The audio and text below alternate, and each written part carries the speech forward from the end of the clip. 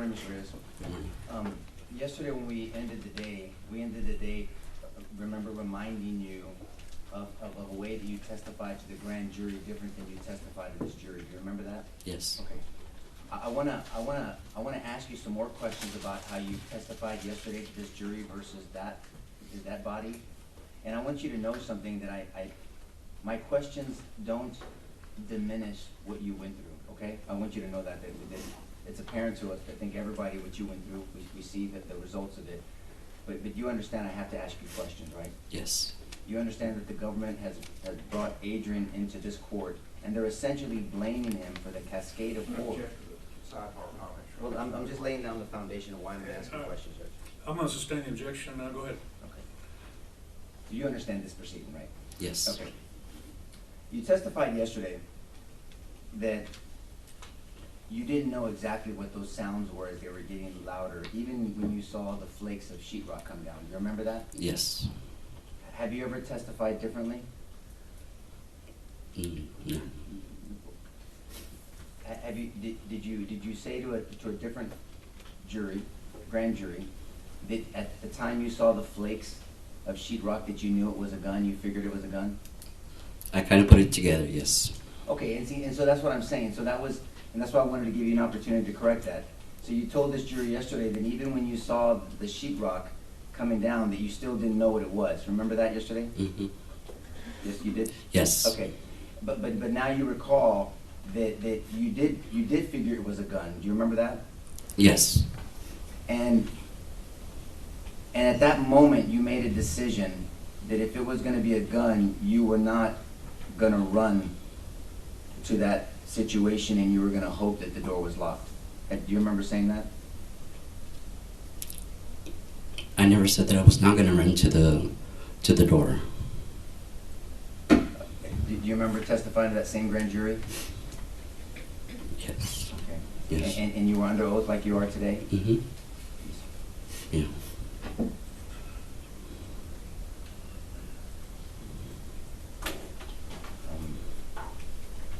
And you testified to the grand jury just similar to what you're testifying before this jury, correct? Yes. I'm going to direct opposing counsel to transcript of the grand jury, page 54, lines 2 through 5.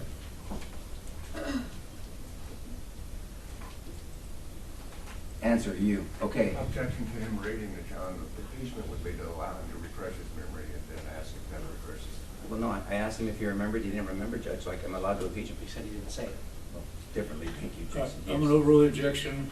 Sir, they're going to read it to you, see if it refreshes your memory. You can agree or disagree that you said it after they read it to you, okay? Okay. Okay. Question from a grand jury. You had already taken it, your words, upon yourself to do the lockdown. Turn off the light, secure the kids, but you never went or thought about locking the door, making sure it was locked? That was the question. Answer, okay, the reason that I didn't do all those because the lights were already off. And when I saw the sheetrock falling, I figured that it was something like a gun. So I told them to get in place, and seeing that I was not gonna run to that. So I was hoping that my door was locked. Yes. And that's how you testified to the grand jury, right? Yes. But then you also took it a step further. You almost tied the fact that you weren't going to go running to the shooting to what you thought the officers weren't doing at that time. Do you recall that? No. Answer. Go ahead. I might have made that statement because when I got to the other side, I was shot already. So there was no chance for me to even run, and then it happened like that. Well, I'm just going over what you Yeah. testified to the grand Yeah. jury, right? Would you like to look at it really quickly? No. Oh, you don't? Okay. So I'm going to read it to you, okay? Mm-hmm. If officers didn't want to go to the shooting, I didn't want to go either. Yes. I had the pencil to defend myself. Yes. So that's what you had testified before, and so you knew during the time that you were seeing this sheetrock chip off that you figured it was a gun, right? Yes. And you weren't sure if your door was locked, correct? Yes. But you weren't going to go check. I couldn't. Well, that's not what, that you testified to before, right? You just weren't gonna go, you were hoping it was locked. Do you remember that? We talked about that? I guess, yeah. I guess when I got up, I just had hope that it was locked. Right. Yeah. And I also want to direct your attention about something you testified yesterday about teachers at the school. You don't know what they knew about the magnets. Remember about that magnet system that was unofficially being used by teachers? Hmm. Recall that? But you actually knew that almost every teacher had those magnets, right?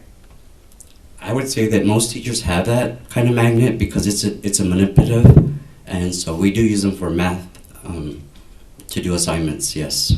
Okay. Well, two things. I want to ask you what a manipulative is. But number two, yesterday you said, I don't know what other teachers do. Do you remember saying that to this jury? Yes. Okay. But you did know. You knew that almost every teacher had those magnets, correct? Most teachers do have those magnets. Yes. And they used them in the doors, correct? Sometimes. Mhm. Now, will you explain to this jury what a manipulative is? A manipulative is an object that is used to try to make the connection of. We use them mostly in math to make the connection. So, like, it would be like a small little toy. Like, we use a lot of bears, so that would be like adding 2 red bears to 2 blue bears, and that makes 4 bears. Okay. But they were used to bypass locks, Yes. right? I mean, so because it was out of convenience, like you with the copier, but other teachers, because if kids needed to go in and out of the bathroom, because the school only gave keys, actual keys, teachers didn't want to go and have to unlock the doors. Yes. And then when it came to substitutes, though, when it came to substitute teachers, doors were left unlocked constantly because they didn't have even keys. Yes. Okay. So those doors were left locked whenever substitutes came in to teach. I think so. Yes. Mhm. Well, you knew so when you testified to the grand jury, right? Mhm. Is that yes? Yes. Okay, so- I mean, yeah. I want to talk to you about those tables that you directed the children to go under. The tables in your room were different than the tables in 112, would you say? In the sense of curtains. Your tables didn't have curtains. No. Right. No. And the tables in 112 did, to where kids could go under and then be covered by the curtains, correct? Yes. So when you say, and again, I say this respectfully, so when you say when children were hiding under the tables, the only way that would work is if somebody was looking up through a window for a moment. They weren't really hidden, correct? I guess if they look from that side, I don't understand what you're trying to. Okay, that's fine.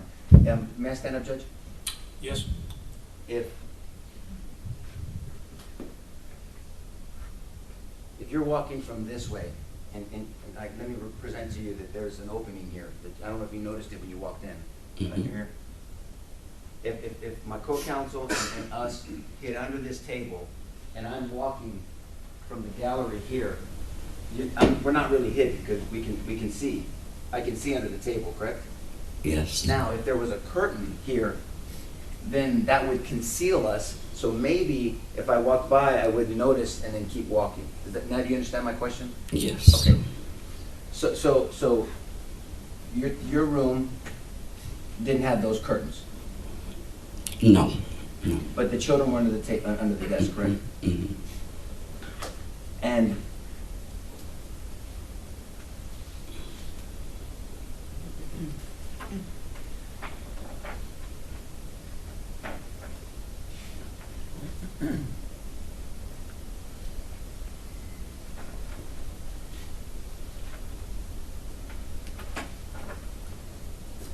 And although I think you testified yesterday, although that your school was experiencing in the community a tremendous amount of bailouts, there wasn't a focus on locking these doors? What do you mean locking the doors? Like? There's two lines of barrier for defense of a student, right? Mhm. There's the external door, kind of like the door to a courtroom, and then there's an internal door, like a door to a jury room, back there, right? Mhm. Is that yes, sir? Yes. Okay.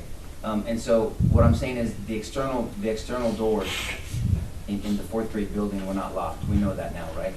Now we know. Yes. And then the internal doors were not locked either? The internal doors in between classes, Yes, sir. yes, and I explained that yesterday that was left open because Ms. Mireles was a special ed teacher and constantly printed stuff for IEPs and stuff. I'm sorry, that was a bad question for me. I understand that the 111 to 112, that wasn't locked either. I'm talking about the door leading into 111. That wasn't locked either. That day, no. Mhm. I'm really sorry what you went through and your community went through, sir. Thank you for answering my questions. Pass the witness.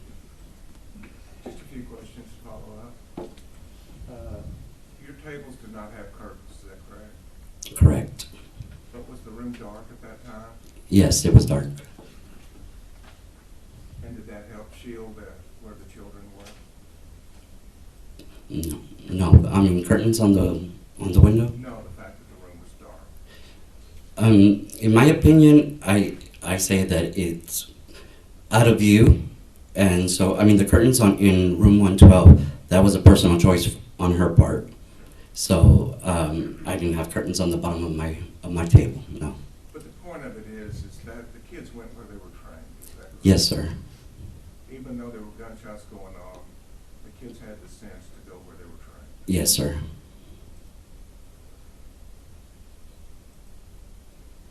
And we talked a whole lot about magnets, but the gunman entered your room, correct? Yes. Did a magnet have anything to do with him entering your room? No. And the question about officers didn't want to go in, and I didn't want to go toward the shooting either. Were you armed with a firearm? No, sir. Did you have bulletproof vest on? No, sir. Had you been trained on how to confront an active shooter? No, sir. And did you have the duties a police officer has? No, sir.